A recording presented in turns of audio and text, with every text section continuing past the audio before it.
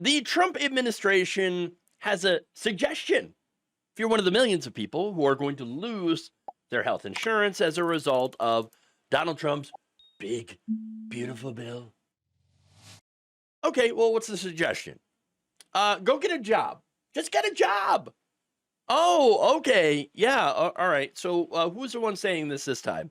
Well, it's not John Thune, although he did say that earlier. No, this is the National Economic Council Director, Kevin Hassett, who was on CBS News' Face the Nation on July 6th, where he said, quote, "The bottom line is the best way to get insurance is to get a job. We've got a big, beautiful bill that's going to create a lot of job creation and a lot of insurance." Oh, really? Really? That's not what the CBO is saying. That's not what the experts are saying. That's only what you're saying. The CBO actually predicted that the Senate's draft of the bill would actually result in about 12 million people losing their healthcare coverage. Yeah. And no, by the way, they're not illegals. They're not 35-year-old dudes on Medicaid playing video games in their mom's basements. No. You would be talking about a lot of Republicans there. Let's be clear. No, the majority of people on Medicaid actually do work, about 64%. The rest are disabled caregivers, their children, they're in school, and so you can't really expect them to work. Okay, I'm just saying. But they are the ones that are at risk of losing their health care, which in some cases is why they're actually able to work. The fact that they have that health care, the fact that they have Medicaid. Look, if you lose your insurance, if you're on Medicaid and you lose your insurance and you're not able to get your medication because you cannot afford it anymore, well, how are you able to keep your job? Okay. I mean, again, for pain, for certain mental disabilities, if you don't have your medication, you cannot function. And if you cannot function, you cannot work. And if you can't work, well, you see the cycle here. It's going to probably lead to less people working. Oh, the irony. The irony. But yes, no, they just say, oh, yeah, no, just get a job and you can get your health care. That's fine. Just get a job. There are plenty of jobs. Job cannon, right? You can hop in the job cannon and launch towards the job bill or something. I don't know. But here's the thing. If you're already working and you still cannot make enough money to afford health insurance through the private market, which is why they're on Medicaid in the first place, then how the hell does this help you? Oh, right, it doesn't. Yeah, it doesn't. That's right. Look, the CBO noted in a letter that few of those disenrolled from Medicaid because of the policy would end up being able to have access to and enroll in employment-based coverage, and none would be eligible for premium tax credits. And there you go. They noted that the creation of new jobs could therefore only assist those on the program who were not in work due to an inability to find work, which they calculated is about less than 8%. And that's it. Experts have also warned that the administrative burden placed on recipients to log and report working hours, because it is a lot of paperwork, or their exemption, will see many more pushed off the program, meaning that even those already completing the work requirements may lose their coverage, which I suspect is the point. And here's the other thing. Most of those working and on Medicaid work for small businesses. If you're a small business and you have less than 50 employees, you're not likely to be able to offer health insurance, and you're certainly not required to. So there's that. Now, according to Paul Schaefer, professor in health law, policy, and management at Boston University, speaking to Newsweek, said this, quote, about 1 in 5 working adults work for an employer that doesn't offer health insurance, and 1 in 4 workers are not eligible for employer-sponsored insurance. So even having a job doesn't necessarily solve the problem. Jobs that lower income Americans are more likely to have, like in the service industry and part-time / seasonal jobs, are also less likely to offer coverage. I've never seen any of those types of jobs offer health insurance. Now, according to KFF in 2024, only 54% of all firms offered some health benefits.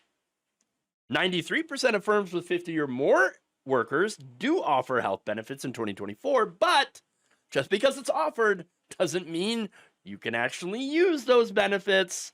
In fact, some of those workers are not eligible to be able to enroll due to factors such as waiting periods or part-time or temporary work status. So a lot of companies will be like, oh no, we're going to cut your hours to about 30. So you're a part-timer. That means you're just not eligible for insurance. Sorry, bro. Oh, what a bad break. And there you go. That's how that works. And others, of course, who are eligible might choose not to enroll. Not because they don't want health insurance, but because, like, hey, I can't afford the premiums. Okay, I cannot afford the premiums. And you've got employers that scale back further and further their contribution to your health plans. And so a lot of workers like, I'm sorry, I can't afford this health care. I can't afford the health insurance. And even if you are enrolled, there are problems there too. Like, for example, yeah, you might have health insurance, but it doesn't mean you can afford to actually use it with high deductibles and copays. And so there you go.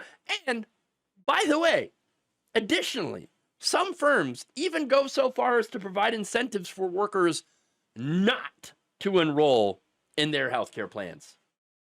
Oh yeah, no, this is really expensive, so don't enroll. Okay, don't enroll because we don't want to help pay for that.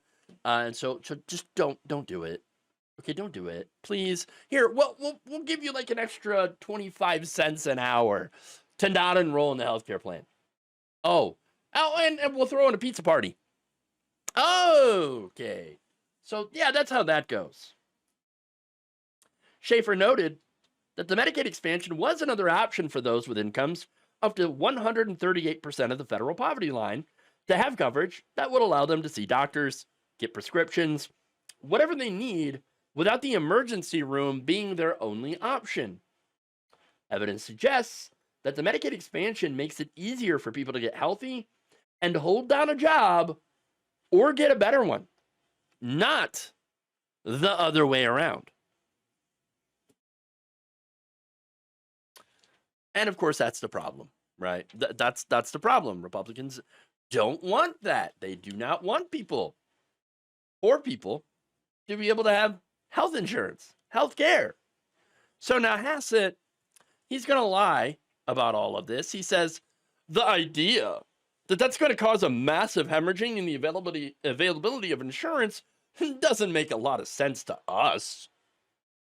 Well, that's maybe because you're either dumb or a liar, or both. He added, it's sound budgetary politics. And I think that nobody's going to lose their insurance. Oh, did you hear that? No, but nobody's going to lose their insurance. Not a single person. Ain't nobody losing their insurance, says Kevin Hassett. Okay, he's not very good at this, is he? Nope. So, wait. That means if nobody's going to lose their insurance, then what about the people on Medicaid? So, are you saying that everyone who could lose Medicaid would be guaranteed a job then? Because, again, you said that, first of all, nobody's going to lose their insurance. And second of all, a job pretty much is the only guarantee of getting insurance. So, if you're working, you're guaranteed to get health care. That's the only way. It's the best way. Okay.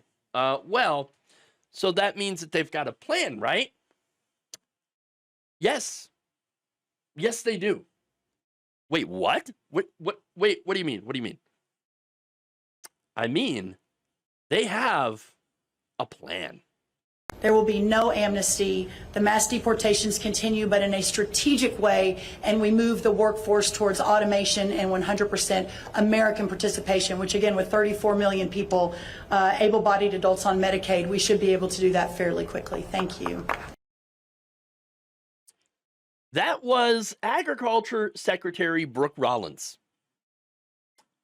openly saying that this administration plans to get the people on Medicaid to go work in the fields.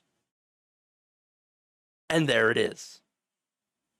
Work in the fields for very little pay in a very, very, very difficult job. And maybe, just maybe, you get to keep your health insurance. Oh, yeah. And there you go. The irony there, of course, is that there would likely be a lot of impoverished Trump voters that end up having to work in the fields because a lot of them are also on Medicaid. So, yeah. And of course, they would be the ones replacing the migrant labor that they so wanted to kick out of the country. It would be irony on top of irony here. I'm not sure how well that's going to go, how well that's going to be received. Imagine trying to get your local Trumper, right, to go and work in the fields doing the jobs that immigrants were doing just to keep their Medicare or Medicaid. Yeah, I can't imagine that would go very well. But I suppose for those people, they're going to get the day that they voted for. Thank you for watching. If you enjoyed this video, please like, share, subscribe, hit the bell icon in order to get notified whenever a new video is released. And if you want to support independent, progressive media through this difficult time where it seems like everybody is shutting down, you can become a member on our YouTube page, you can become a subscriber on Facebook, or you can go to my Patreon. It's patreon.com/Jeff Waldorf. Thank you.